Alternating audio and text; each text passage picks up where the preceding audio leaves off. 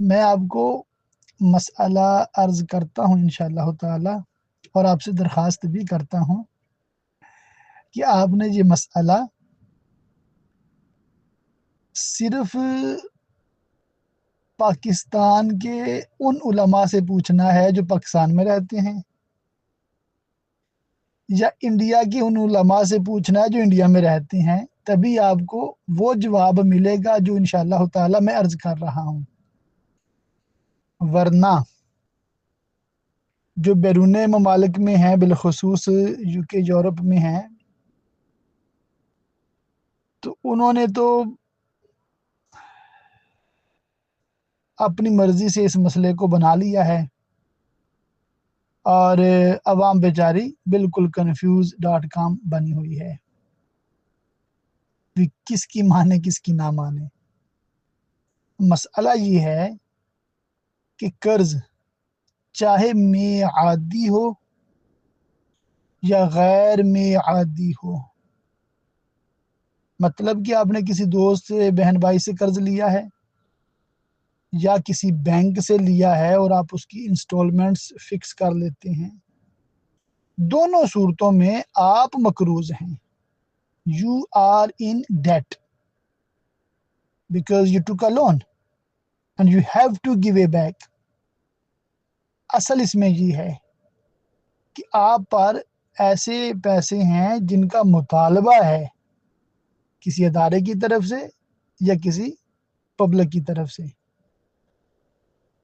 تو یہ آپ پہ لازم ہے۔ تو شریعت نے آپ کو چھوٹ دی ہے، رخصت دی ہے کہ پہلے اپنے قرضے اتاریں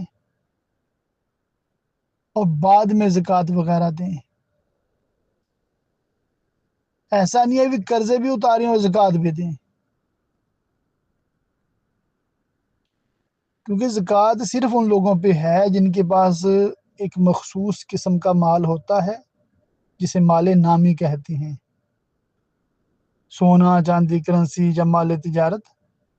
اور جو چرائی کے جانور ہیں ان کا مسئلہ الگ ہے۔ تو جب یہ مال نامی ہو اور وہ بھی اتنی مقدار میں کہ نصاب کو پہنچے اور ساری شرائط پائی جائیں اور سال بھی گزرے، یعنی کہ ایک حساب سے سیونگ ہے آپ کے پاس، ضروریات سے زائد ہے، تبھی زکوٰۃ ہوتی ہے۔ تو اب کرنا کیا ہے؟ ریمیننگ اماؤنٹ مائنس نہیں کرنی، کیونکہ ریمیننگ اماؤنٹ جو لون کی ہوتی ہے، بینک لون کی، اس میں انہوں نے انٹرسٹ بھی ایڈ کیا ہوتا ہے، اور انٹرسٹ آپ مائنس نہیں کر سکتے اپنے کیپٹل میں سے۔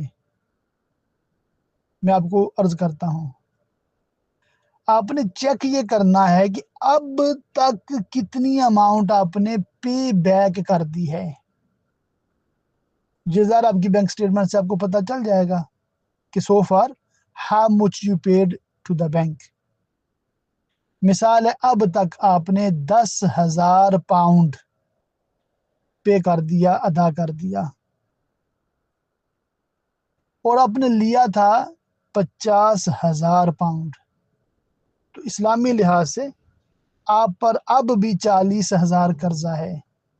مگر بینک کی سٹیٹمنٹ دیکھیں تو ریمیننگ اماؤنٹ میں بھی 60,000 ہو، 70 ہو، کیونکہ انہوں نے ود انٹرسٹ آپ کو ایک ٹائم ڈیوریشن دی ہوتی ہے اور اس حساب سے وہ کیلکولیٹ کرتے ہیں۔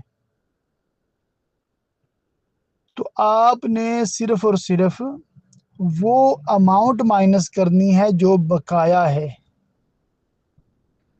اس میں سے جتنا آپ نے لیا تھا۔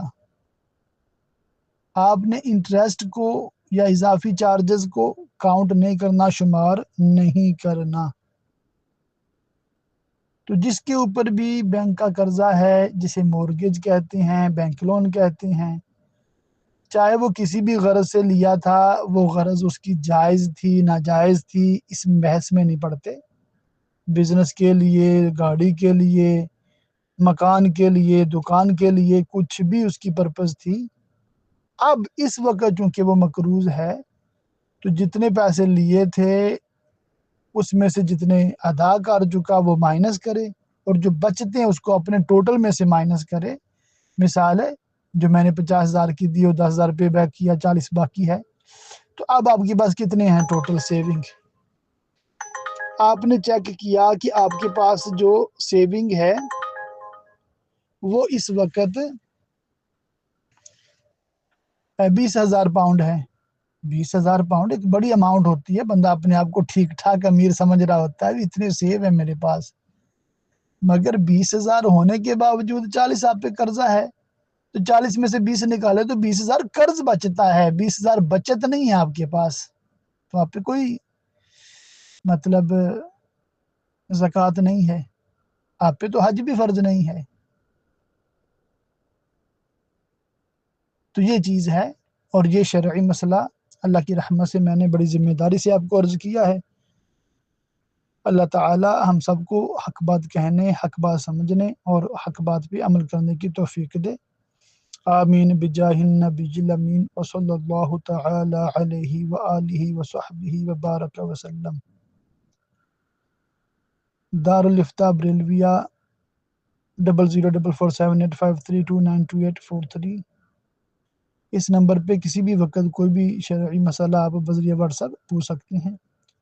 خیر خواہ اہل سنت مولانا شاہد بریلوی سلمہ القوی، حالیہ مقیم UK برطانیہ۔